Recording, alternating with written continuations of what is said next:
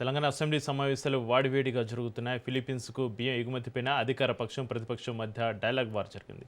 ఫిలిప్పీన్స్కు బియ్యం ఎగుమతి అనేది పెద్ద స్కామ్ అని మాజీ మంత్రి హరీష్ రావు ఆరోపించారు. సిబిఐ ఈడీ కేసులో జైలుకు వెళ్లిన వ్యక్తి అడ్వైజర్గా నియమించారని ఫైర్ అయ్యారు. బియ్యం ఎగుమతులపైన హౌస్ కమిటీ వేయాలని హరీష్ రావు డిమాండ్ చేశారు. అవసరమైతే కాకినాడ పోర్టుకు అంతరం పోదామన్నారు. స్కామ్ అధ్యక్ష, ఈ ఫిలిప్పైన్కు బియ్యం పంపిణీ అనేటువంటిది పంపడం అనేది ఒక భారీ కుంభకోణం జరిగింది అధ్యక్ష. నేను మంత్రి గారిని సూటిగా కొన్ని ప్రశ్నలు అడుగుతా అధ్యక్ష. ఇప్పుడు వారు ఇచ్చిన సమాధానాల్లో కూడా కొంత సత్యదూరమైనటువంటి విషయాలు, అర్ధ సత్యాలను, సమాచారాన్ని కొంత ఆపి కొంతవరకు మాత్రం చెప్పి కొంత చెప్పకుండా దాచిపెట్టే ప్రయత్నం చేశారు అధ్యక్ష. ఫస్ట్ క్వశ్చన్ అధ్యక్ష, ఈ బియ్యం ఫిలిప్పైన్కు ఇతర దేశాలకు ఎగుమతి చేయడానికి మీరు ఎవరైనా ఒక అడ్వైజర్ను పెట్టుకున్నారా? ఆ అడ్వైజర్ పేరు ప్రేమ్చంద్ గార్గ్ అధ్యక్ష. వీళ్ళు పెట్టుకున్న అడ్వైజర్ అధ్యక్ష, ఆయన ఘరానా మోసగాడు. సిబిఐ ఈడీ కేసుల్లో ఇప్పటికే అరెస్ట్ అయి జైలుకు పోయి వచ్చినటువంటి వ్యక్తి. అనేక ఈడీ సిబిఐ కేసులు ఎదుర్కొంటున్నటువంటి ప్రేమ్చంద్ గార్గ్ను బియ్యం విదేశాలకు ఎగుమతి చేయడానికి మీరు అడ్వైజర్గా పెట్టుకున్నారా? పెట్టుకుంటే ఆయన ఇప్పుడు ఎక్కడున్నాడు? ఆయన పనిచేస్తున్నాడా? మరి ఆయన ఒకవేళ తొలగించారా? ఉన్నాడా? తొలగిస్తే ఎందుకు తొలగించారో సమాధానం చెప్పండి. నెంబర్ 1.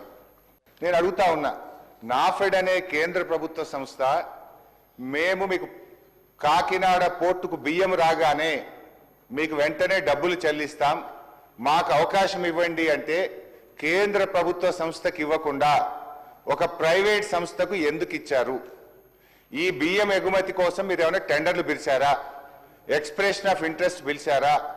లేదు, నామినేటెడ్ బేసిస్లో ప్రభుత్వ రంగ సంస్థ అడుగుతుండగా కూడా ప్రభుత్వ రంగ సంస్థకు అవకాశం ఇవ్వకుండా ఆ ప్రైవేట్ సంస్థకు ఎందుకు ఇవ్వవలసి వచ్చిందో మంత్రి గారు సమాధానం చెప్పాలి అధ్యక్ష. ఇప్పుడు 22,500 ఎగుమతి చేశామన్నారు. మరొక 7,500 మెట్రిక్ టన్నులు ఒక సంవత్సరం నుంచి కాకినాడ పోర్టులో పడి ఉన్నాయి. మరి ఆ కాకినాడ పోర్టులో ఏడాది నుంచి బియ్యం ఉంటాయి అధ్యక్ష, ముక్కిపోతాయి, పురుగులు పట్టిపోయినాయి. ఆ 7,500 మెట్రిక్ టన్నులు కాకినాడ పోర్టులో ఉంటే ఆ గోడౌన్ ఛార్జెస్ ఎవరు కట్టాలి? రాష్ట్ర ప్రభుత్వం కట్టాలి. వీళ్ళ అగ్రిమెంట్ కూడా తప్పు ఉన్నది. ఇవాళ వీళ్ళే షిప్పులో ఎక్కించి అక్కడ చేరుకునేదాకా వీళ్ళే బాధ్యత తీసుకున్నారు. ఇప్పుడు 7,500 మెట్రిక్ టన్నులు కాకినాడ పోర్టులో ఉన్నది వాస్తవమా కాదా?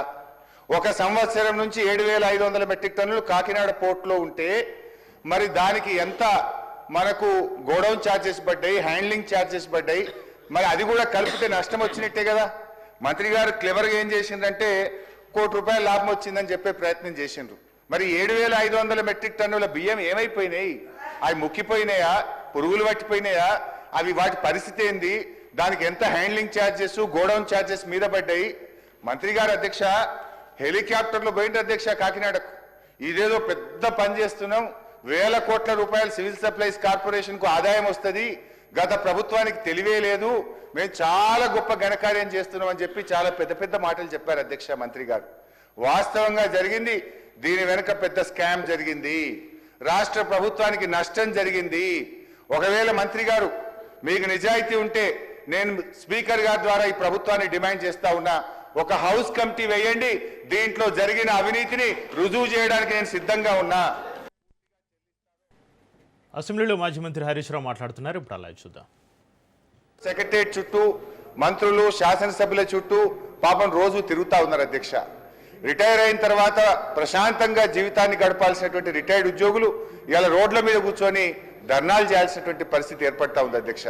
సో దయచేసి నేను ప్రభుత్వాన్ని కోరేది ఒకటే అధ్యక్ష, మీరు రిటైర్డ్ ఉద్యోగులకు డబ్బులు ఇవ్వడానికి నిధులు లేకనా లేక మనసు లేకనా నాకైతే అర్థమైతలేదు అధ్యక్ష. ఫ్యూచర్ సిటీకి 1,00,000 కోట్లు ఉన్నాయంటారు, మూసీకి 1,00,000 కోట్లు ఉన్నాయంటారు, అందాల పోటీలకు డబ్బులు ఉన్నాయంటారు, ఫుట్బాల్ షోకులకు డబ్బులు ఉన్నాయంటారు. వాటన్నిటికీ డబ్బులు 3వ క్యాంప్ ఆఫీస్ మీరు కట్టుకుంటారు, ముఖ్యమంత్రి గారు 100 కోట్లతో క్యాంప్ ఆఫీస్ కట్టారు. సరే మీరు కట్టుకోండి, మాకు అభ్యంతరం లేదు. కానీ ఎందుకు ఈ ఉద్యోగుల పిఆర్సీ డిఏలు పెండింగ్ లో పెడతా ఉన్నారు?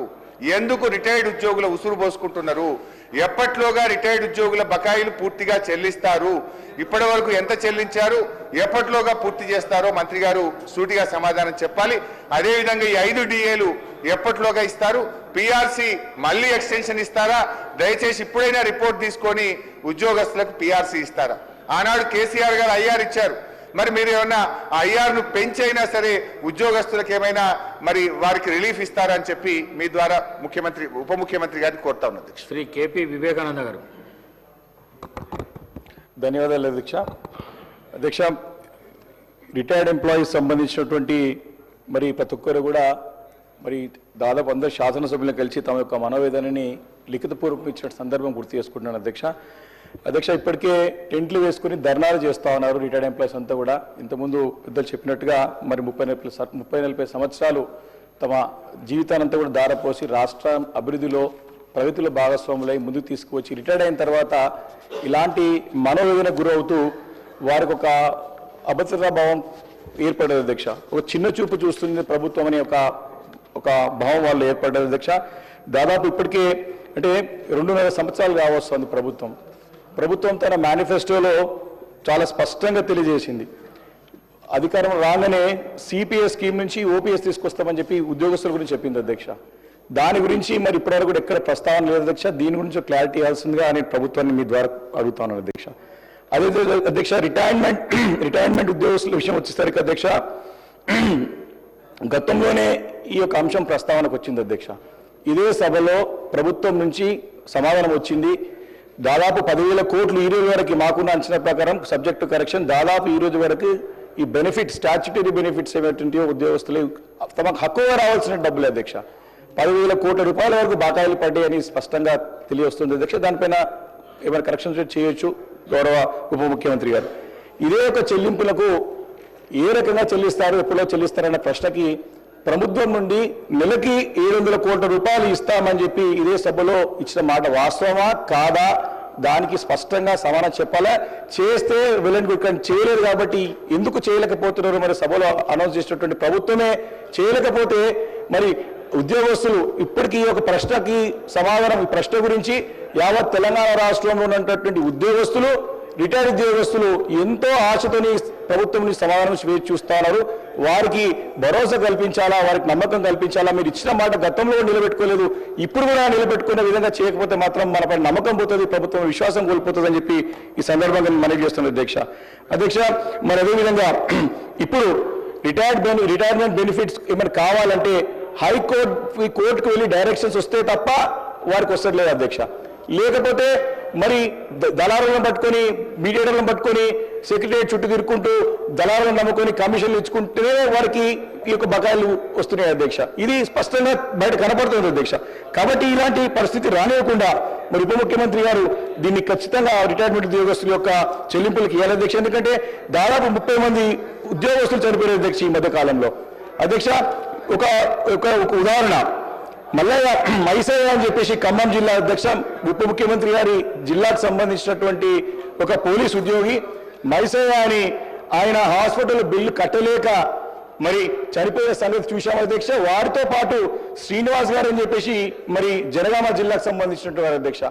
మరి మాకు ఆ party legislative ఉపనాయకులు Harish Rao interview అయిన తర్వాతనే మాట్లాడిన తర్వాతనే వాళ్ళకి 29 లక్షలు వాళ్ళు రావాల్సినటువంటి బెనిఫిట్స్ చెల్లించడం జరిగింది అధ్యక్ష. అంటే ఇంతమంది అంటే రిటైర్ చెప్పుకోలేక వారు మనోవేదన తెలియలేక ఈ రకంగా చనిపోతున్న సంగతి కూడా నేను మీ ద్వారా గౌరవ ఉప ముఖ్యమంత్రి దృష్టికి తీసుకొస్తున్నాను అధ్యక్ష. కాబట్టి ఇది చాలా ఇంపార్టెంట్ ఇష్యూ అధ్యక్ష. ఈరోజు తెలంగాణ రాష్ట్రంలో ఉన్నటువంటి యావత్ ఉద్యోగస్తులు, అదేవిధంగా మన రిటైర్డ్ ఉద్యోగస్తులు వేచి చూస్తున్నారు. వారికి నమ్మకం కలిగే విధంగా మాట ఇచ్చిన వారు నిలబెట్టుకోవాలని చెప్పేసి కూడా మీ ద్వారా నేను గౌరవ ఉప ముఖ్యమంత్రి గారిని కోరుతా ఉన్నాను అధ్యక్ష. Thank you.